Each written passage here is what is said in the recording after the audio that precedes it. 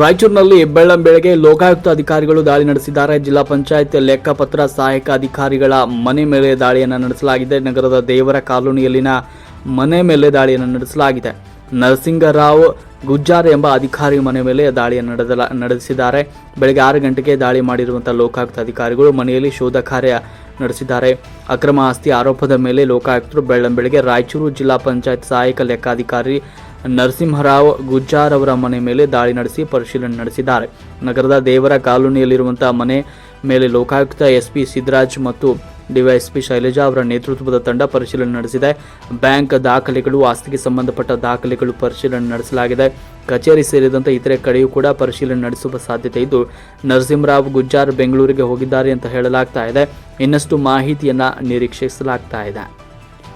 ವರದಿ ವೀರಣ್ಣಗೌಡ, ಗಾರಲದಿನ್ನಿ, ರಾಯಚೂರು.